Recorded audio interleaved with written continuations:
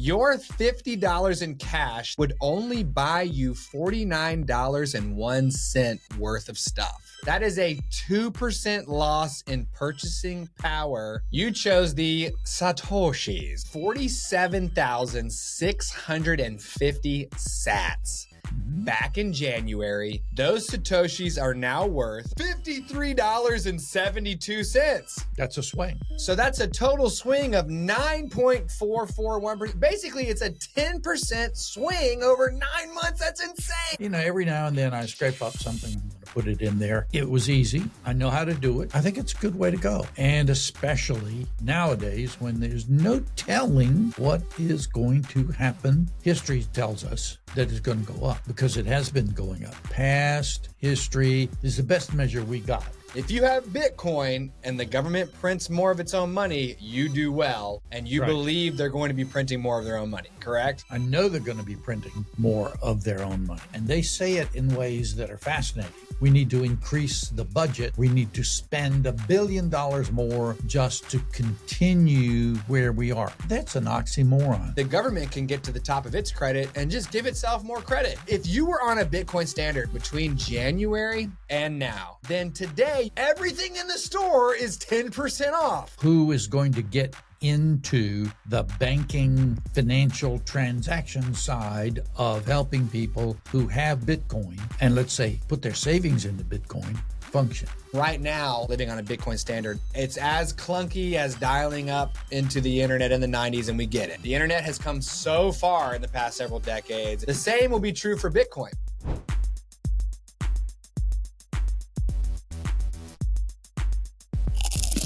Welcome to Sat Chats, the Bitcoin podcast where we chat about sats. Sats are the smallest part of a Bitcoin, the same way pennies are the smallest part of a dollar. With Sat Chats, we are building the world's biggest Bitcoin welcome center to serve as your gateway to generational wealth. So if you are brand new to Bitcoin, we want to chat about sats with you. Head to satchats.com to grab your slot in the studio today. I'm your host, Stuart.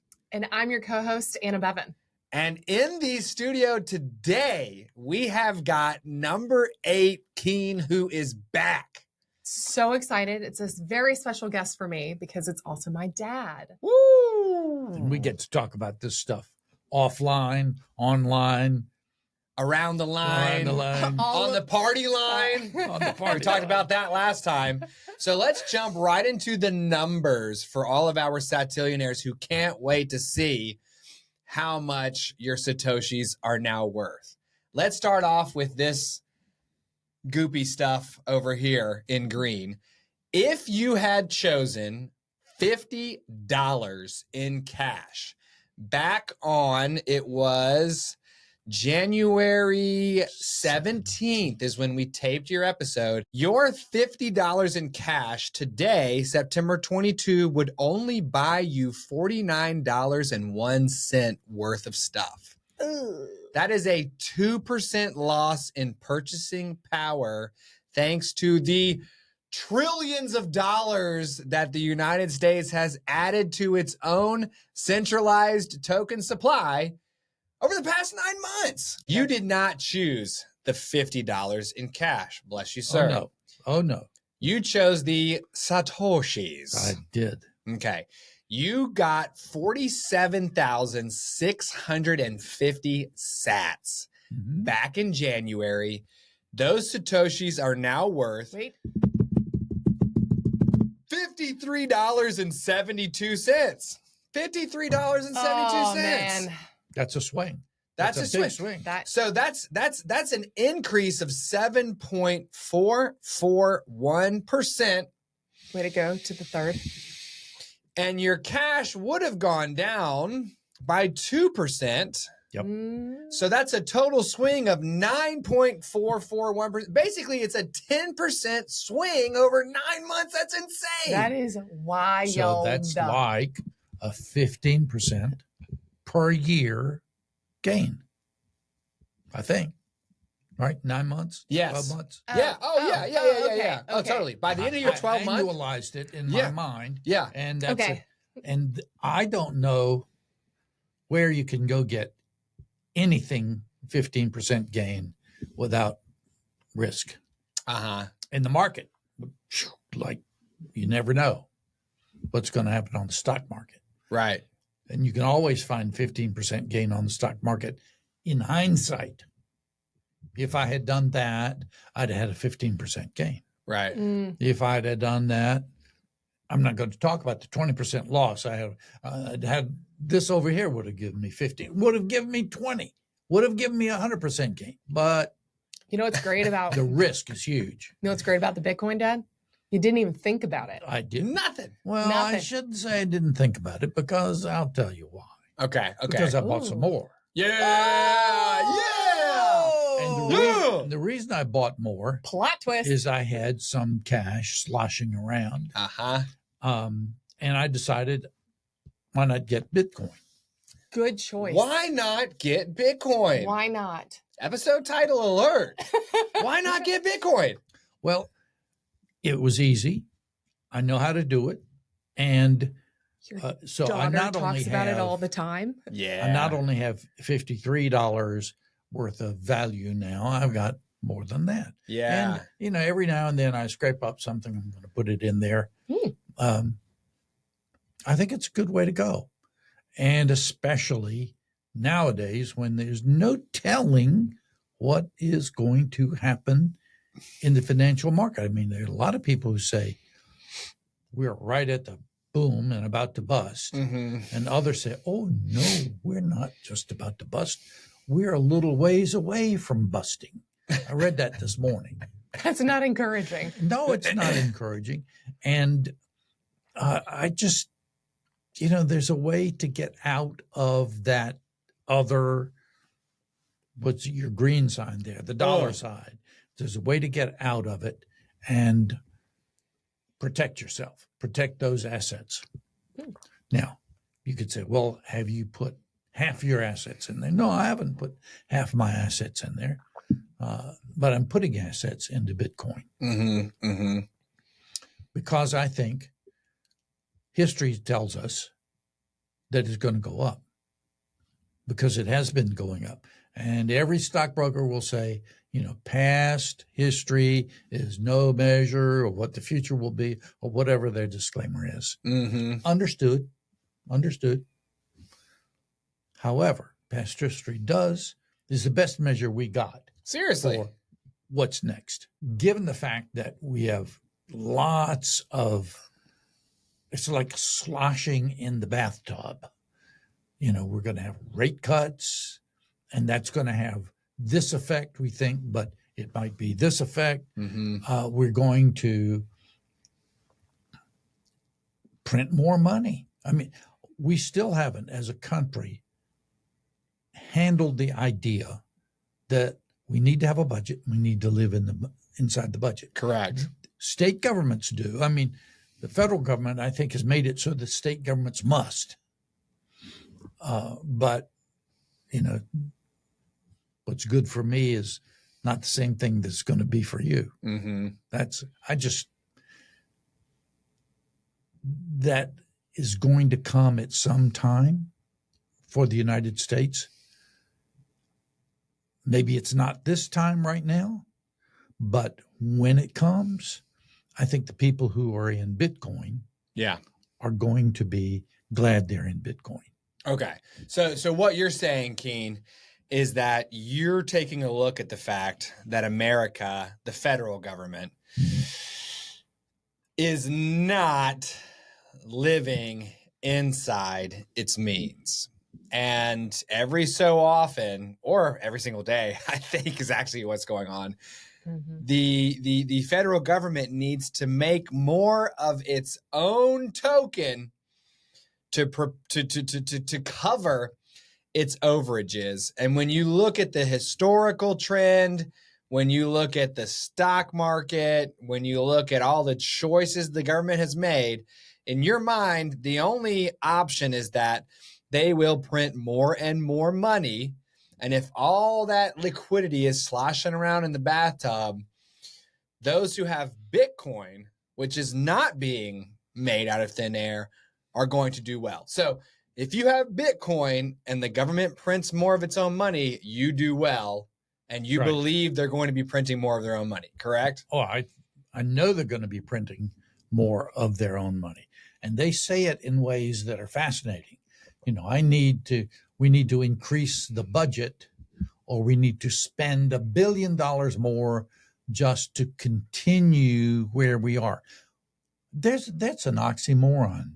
You know, we're going to continue with our current levels and spend $1 billion more. Right. I mean, it's not like there's Huh? a confusion. Yeah.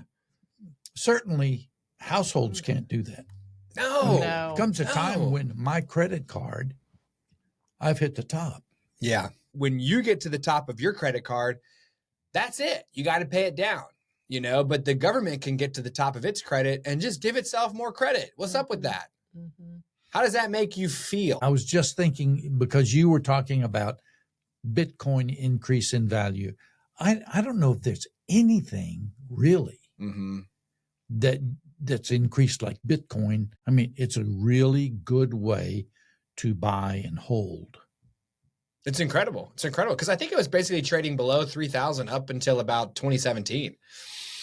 Mhm. And it's been through some rocks and rolls. Sure. That's true. But The rolls are always higher than the previous ones, though. And there's a hilarious meme, Keen, where it's all the headlines over the years. And, you know, it'll say like Bitcoin crashes to $1,000. Bitcoin crashes to $3,000. Yes. Bitcoin slips all the way down to $15,000. You're like, dude, these numbers are only going up. You know what I mean? It's only going up. Now, here's what I found. The year 2012 proved to be a generally uneventful year for Bitcoin, though it did increase by a few dollars. By 2013, strong gains began the year at $13. $13. Crossed $100 by April, and then $200 by October. So if you had kind of miraculously Bitcoined yourself, Yep.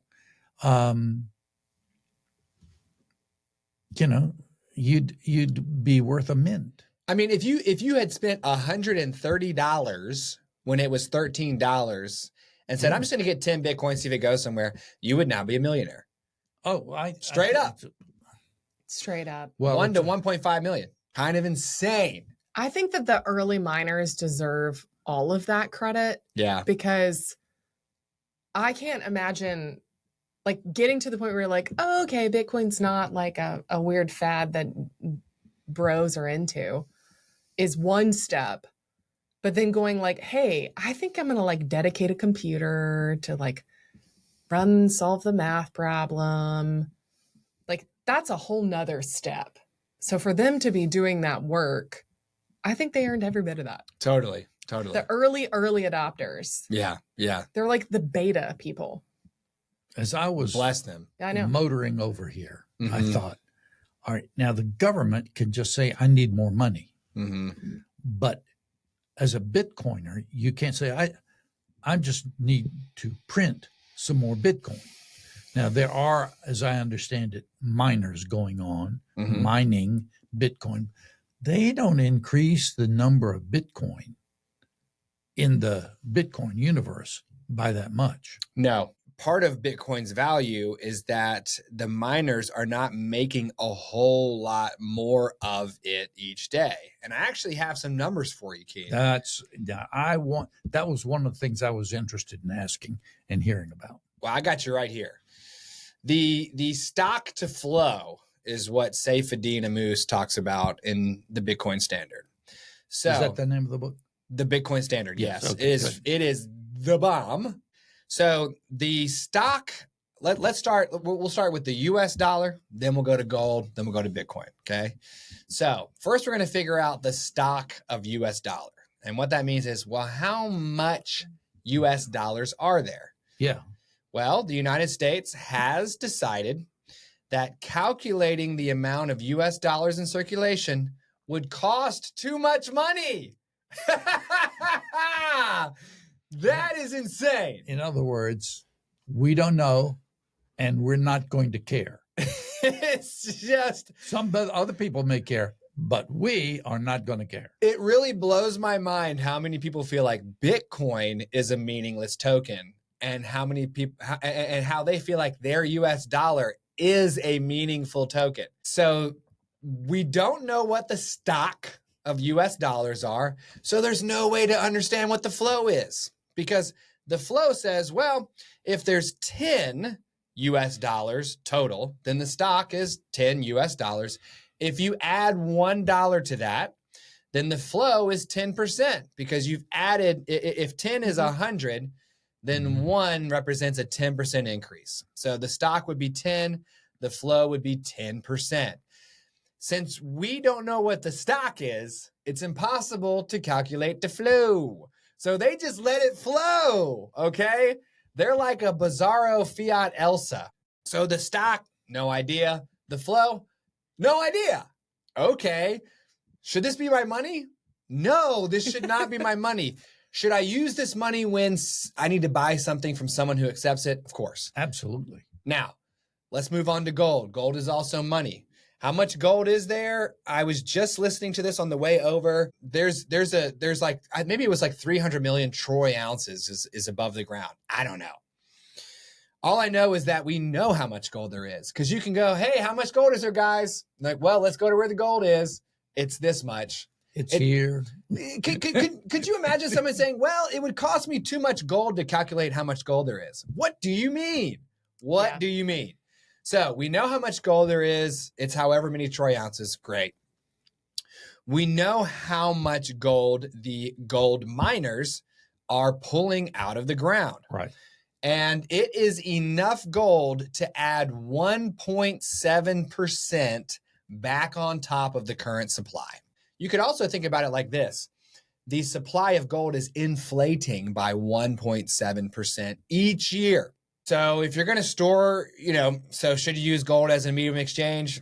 I mean, if you're at a cool Renaissance fest where they're into that, do it, or if you have a gold bug community where you guys are just going to make that work, make it happen.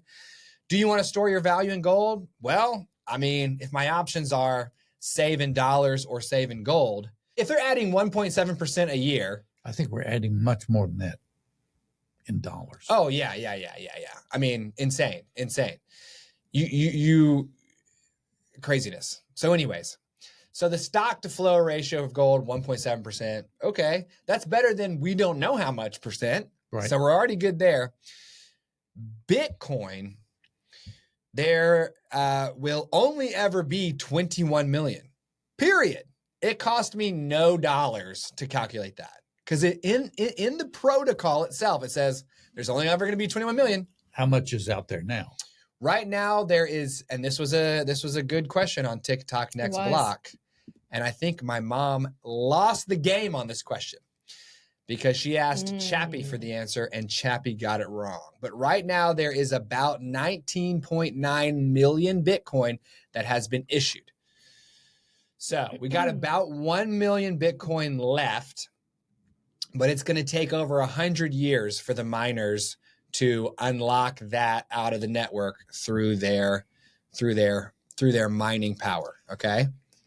I wonder at what point mining will lose its value. Never. And here's why. When miners started in 2009, and we met a guy at the Raleigh Bitcoin meetup, he said the value of the 50 Bitcoin that I was earning for each block solved was less than the electricity that it took me to mine the block. So it was, in fact, it wasn't just worthless. It was costing him money. Right. In electricity terms, it was costing him money to mine these blocks. Right. Fast forward to today, in exchange, not for 50 Bitcoin every 10 minutes, but 3.125. You're getting every how many minutes? Every 10 minutes. So he was getting 50 Bitcoin every 10 minutes. That was less than worthless in electricity terms. It was $1 squillion in future dollar terms. But today, you might think, well, 3.125 Bitcoin must be worse than 50 Bitcoin, correct?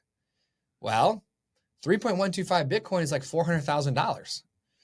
So if I solve one block, I don't even care that I don't get 50 Bitcoin anymore because my 3.125 Bitcoin is like $400,000. Now, fast forward to the future.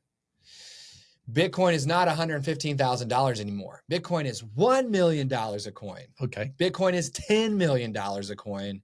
Bitcoin is $100 million per coin. And the block reward is 1/2 of a Bitcoin or 50 million Satoshis. And you solve that block and all of a sudden you have $5 million because Bitcoin is 10 million a pop. So as the reward goes down, the value of the Bitcoin goes up. When no new Bitcoin is awarded for a block, the miners will still pick up the transaction fees. And even though you and I will be paying a handful of Satoshis per transaction, right now the block reward in terms of transaction fees can be 1/3 of a Bitcoin, sometimes half of a Bitcoin. Because you have 3,000 to 4,000 transactions in a block, we're all just chipping in sats. The miner's like, sweet, I got 3.125 Bitcoin plus 1/3 of a Bitcoin. I like it. 100 years from now, you get no Bitcoin as a reward, but you get the transaction fees, okay? Kind of like collecting the tolls for all the cars on the road. And that 1/3 of a Bitcoin could be $330,000. So there's a guy online who's famous for claiming that 37 sats is generational wealth. Because right now, 3.125 Bitcoin is worth 400K. But near the end of Bitcoin's supply schedule, the block reward for solving a block will be 37 Satoshis plus your transaction fees. And so he feels like that must mean 37 sats is generational wealth. By what year? 2138. That is interesting. Now, most people are thinking about generational wealth as my children or my grandchildren.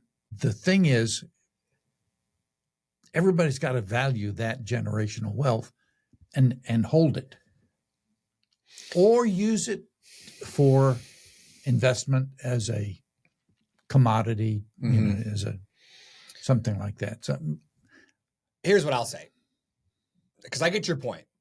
It sounds like what you're saying is in order to drive Bitcoin adoption worldwide, everyone is going to need to go through this heroic transformation where they value the future generations more than they do themselves. And so they can delay gratification, save, stack those sats. Blessed is he who plants a tree, the shade of which he'll never see. However, interesting. There's a lot of data, I think, that I've encountered that points to it being a really good idea for you to do it for yourself right now. Because your Bitcoin experienced a 9.441% swing against the dollar in 9 months. So you're telling me if I was earning US dollars and saving US dollars between January and now, it would already be worth 10% less? That's insane. If I had squirreled away Dave Ramsey's $1,000 emergency fund before trying to pay down debt, my $1,000 emergency fund would only buy me $900 worth of emergency items. That's ridiculous. You need $1,000 in sats. Yes. Now, if I had 1,000 in sats, then I would have 1,000 and I guess it would like $1,100, something like that, right? So, you also said, hey, okay, if you can see it as generational wealth, bless you, right? I'm the fourth Arthur in an unbroken line of 5. And when I think about Bitcoin, I'm thinking about the 6, 7, 8. I'm thinking about the 9th Arthur Pelto. That's who I have in my head when I'm stacking my Satoshis. If you're not in that mode, you might see it as an investment. Okay. It's just like a stock or a bond or a real estate. I'm going to invest in it now. Later, I'm going to pull out my money from this investment and have more money. But guess what? I don't want that money at the end of the road because that money's terrible. My advice would be to approach Bitcoin as money. Bitcoin is money. And I want Bitcoin to be my money. Because when my money is Bitcoin and I earn in Bitcoin, I earn this green slimy ooze over here, and I very quickly turn it into Bitcoin, and I save in Bitcoin. Then when I go to buy something with Bitcoin, it costs me less than it would have, right?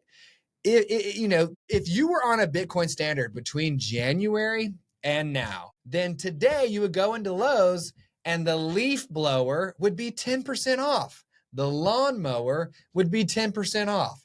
The dishwasher would be 10% off. Everything. Everything in the store is 10% off. Okay. So, right. How do we live on a Bitcoin standard? There we go. How do you feel about that, Dad? I think that's very interesting. It was my next question. Who is going to get into the banking financial transaction side of helping people who have Bitcoin and, let's say, put their savings into Bitcoin function? Okay. So there are a couple different options. There's the Simple Steve way, which we talk about all the time, number 60, Simple Steve. Love that guy. I know. He's such a legend. Definitely here. All the fame. Totally. We will be making He's a Sat Chats heavyweight for sure. For sure. And so he lives on a credit card. Yeah. And he just 12 times a year does the exchange of Bitcoin into dollars to pay off his credit card. Because it's still like we swipe cards for everything now anyway. So it's nothing really all that different. That's his payment layer. Okay. Bitcoin is his money.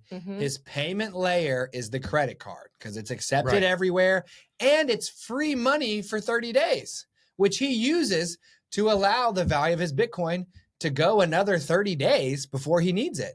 And you never know which 30-day period is going to be the one that Bitcoin pops. You know, if he bought something last year, October 31st, with his Satoshis instead of his credit card, then those Satoshis would not have been in his stack during that 2-week run in early November when it went from 60,000 to 100,000. But if he swiped his credit card, right? He swiped his credit card. Well, you got 30 days. Well, when that bill comes due, the value of his Bitcoin would have increased from 60 up to 100, which is 2/3. It would have increased by 2/3. And then what other guests have we had that they leave a cash reserve of like emergency money that if Bitcoin does dip, because like it does dip, it does go down. Like currently we're in a little bit of a dip, but if he doesn't want to exchange his Bitcoin into dollars, he just pulls from his cash. Yeah. So number 47, James, puts a 3-month cash buffer into the mix. So Simple Steve goes from Bitcoin right to the credit card layer. Boom. And when his bill is due, he sells off the Satoshis. One of the exchanges online turns it into dollars. He pays it off. Love it. Number 47, James. And to be fair, Simple Steve has been in Bitcoin so long that the ups and downs today are meaningless to him. Because if you bought Bitcoin at $13, that's right. It's meaningless whether it's 100,000, 115, or 124. Doesn't make, there's no meaning. Now, if you're maybe not as if you're not that far out into the Bitcoin ocean yet, and you can still feel the waves kind of pulling back and forth, number 47, James, he puts 3 months of cash. Right. Now, when his credit card bill comes due, if Bitcoin is up, he'll sell off the requisite number of Satoshis to pay off his credit card, keeps the cash where it is. If Bitcoin is down, he pays the credit card out of his cash reserves. When Bitcoin goes back up, he sells Satoshis to refill his cash reserves, and the cycle repeats.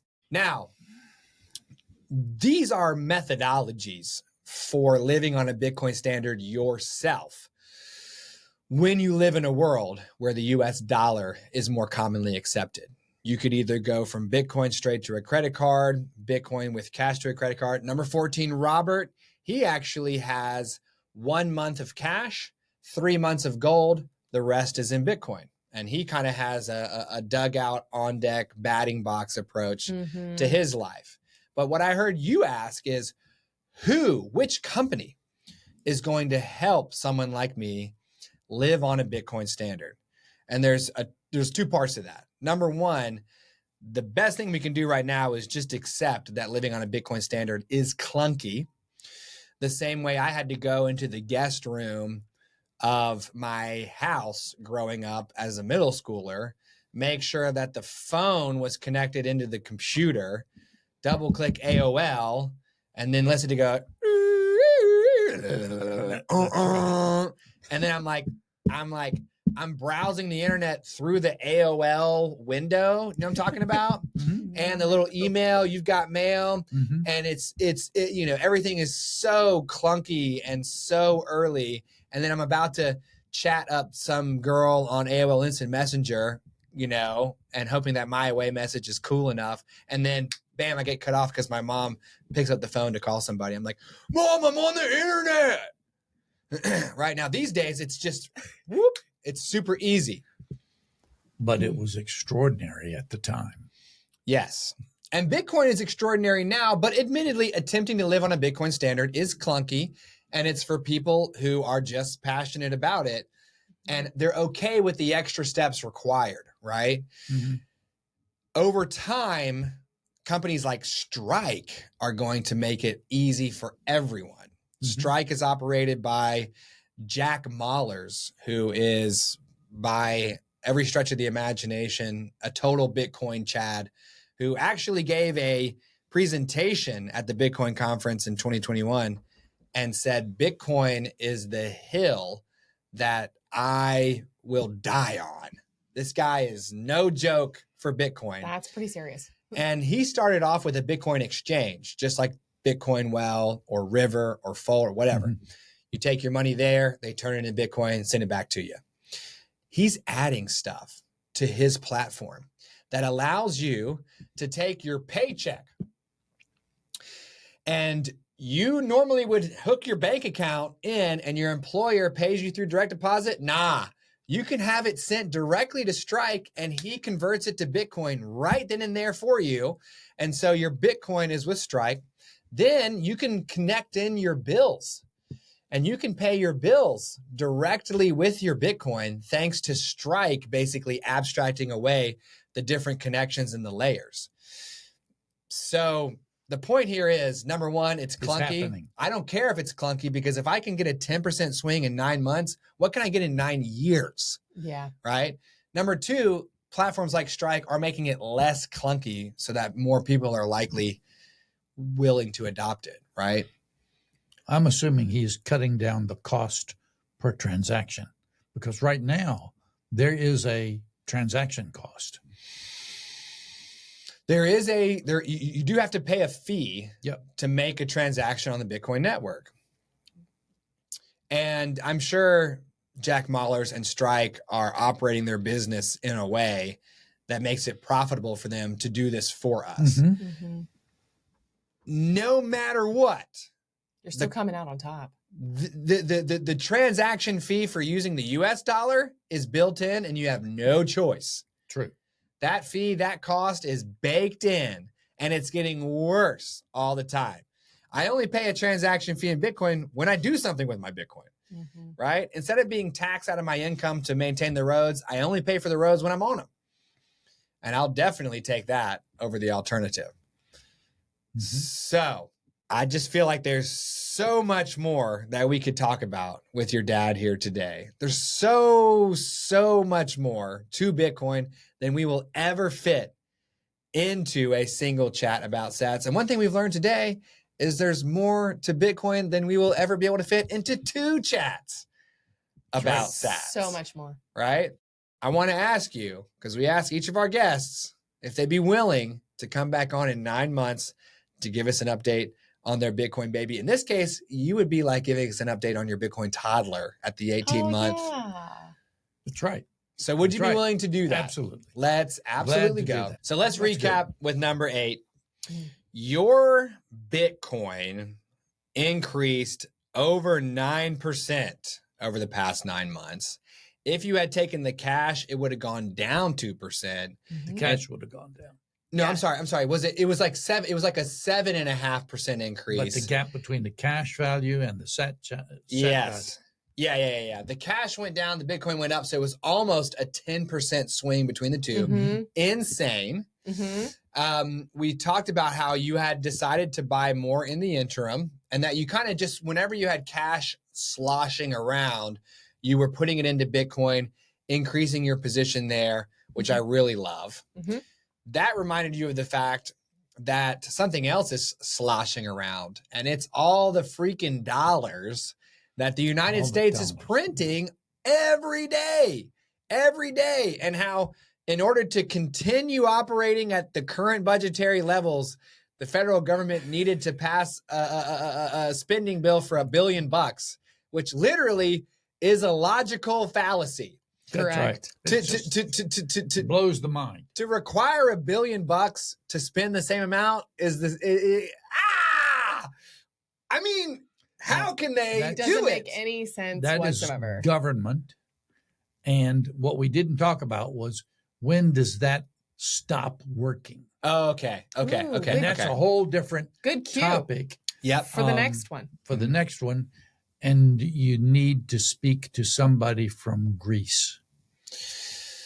Yeah, so that we can hit the 2010. Because one day, I think it was Greece, the nations of Europe said, we're not going along with your continuing to print. Yep.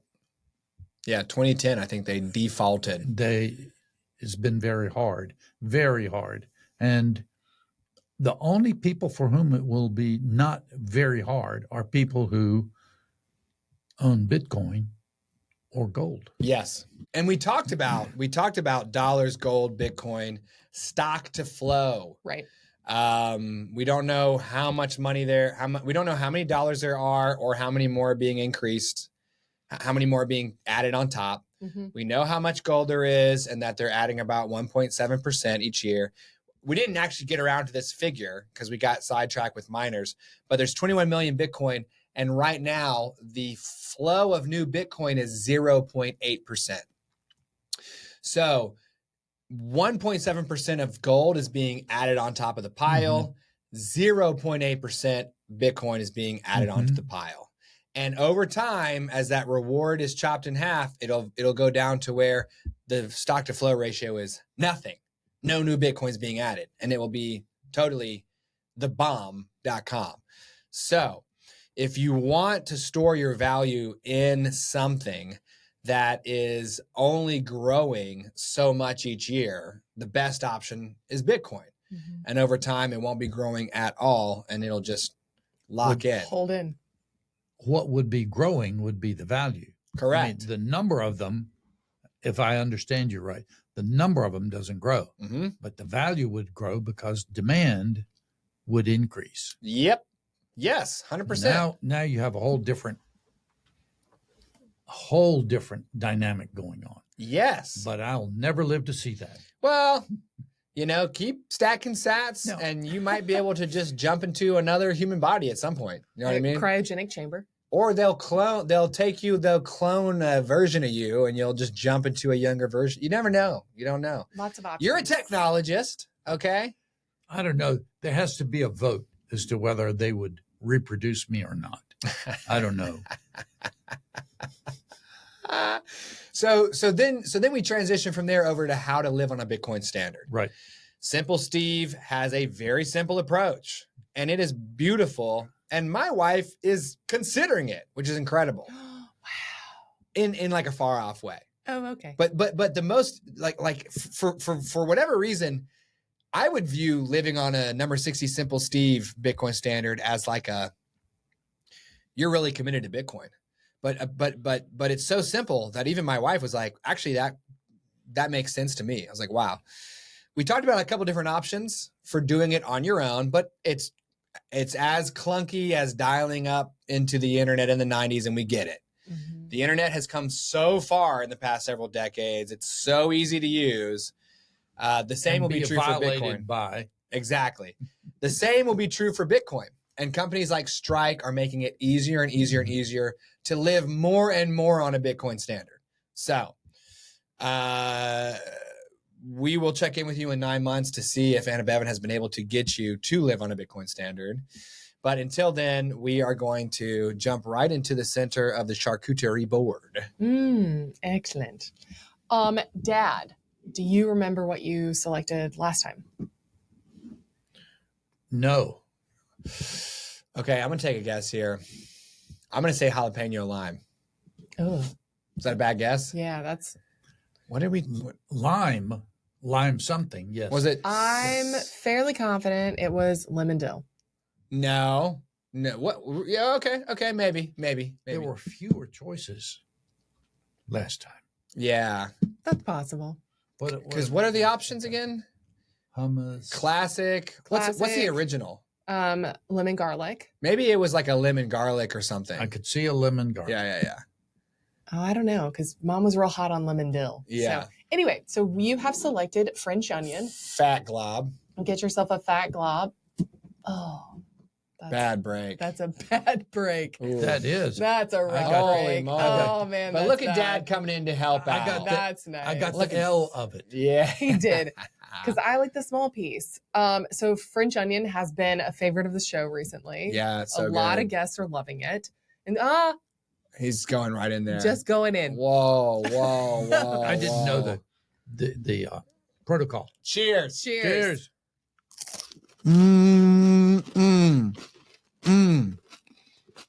Yum. Mm-hmm. The The caramelized onion gets me every time. massive, yummy onion flavor. Straight up. That's all there's to it. Absolutely every time. And these little crackers. The woven wheats. Yeah, I like those. Yeah, we're a fan of the woven wheat. Would you like another? I'm going to have one more. I'm not doing the L this time. But that Excellent. is good. Gosh. I know. The caramelized onion is fantastic. It just really feels like it is fresh. So Because they're freaking all tasty. made with the freshest ingredients. Golly. You know, we are an Ithaca hummus household. Okay. Your house and my house separately. Now, at Sat Chats, you are familiar with this. We believe in value for value. And so in exchange for your time, we'd like to offer you the choice between $50 of fiat, the stinky old green. Ew, gross. Ew, no. gross. Or $50 worth of Bitcoin at 44,300 Satoshis. I count that as slosh money. It's going right into sats. Yeah. Well, it's just going to be, it's going to be sats. It is sats. You're just going to get it straight. It's going to be sats delivered to you. They're going to stay sats. So first of all, high five on the 44,300. Excellent. Let's go. Okay. When you were first here, you brought our scoreboard to 8 who had chosen the Satoshis, along with none that had chosen the cash. And the guy directly after you, number 9, who I had high hopes for because of his number. Yeah. He was the first guy to choose cash. So now you bring our scoreboard. And he regrets that. I hope so. Deeply. I don't know. Probably not, but I hope so. I look forward to having him back. Man, I can't wait to have that guy back. Yeah. You bring us to 117 who have stacked the Satoshis, which is a multiple of 9, and I am happy for that. Okay. Along with 9 who have chosen the cash. So for That's interesting. all the Satillionaires who are wondering how dollar cost averaging works, how can I keep buying Bitcoin at today's prices and still be in the green? That doesn't make sense to me. Well, number 8 King just did it here thanks to us. You got 44,300 Satoshis today. Mm-hmm. You got 47,650 Satoshis in January. That means your total stacked so far 950 plus those others. Right. But just in Sat Chats, 91,950. Just in labor. Shall we say labor? Yes. Now I'm going to divide that by 886, which is the number of sats per dollar. And you're at 103.78. So your $100 investment is up $3.78. Correct. Yes. Now that was a 7% gain a second ago, and now it's only a 3.5% gain. Because the gain was all from 6 months ago. Right. Not from today. But when you come back in 18 months, your original 50 won't be 53, it'll be 65. Today's 50 might be 53. And then you'll add 50 more, hopefully. All right, Satillionaires, if you enjoyed today's episode with number 8 Keen, coming back into the studio to give us an update on his Bitcoin baby. Subscribe here on YouTube and turn on notifications while you are at it. We want to put 10,000 subscribers underneath our Christmas tree. And in exchange, and to say thanks, right? Let's be grateful here. For helping us get there, we will choose one from among you and drop 2 million sats on your head. There's more information in the show notes if you are interested in supporting or sponsoring our show in other ways. Thanks so much for listening. Sat Chats is for educational purposes only and should not be construed as financial advice. Also, our guests' views are their own. We'll see you on the next one. We'll see you on the next time. Until next one, keep stacking them sats. Woo!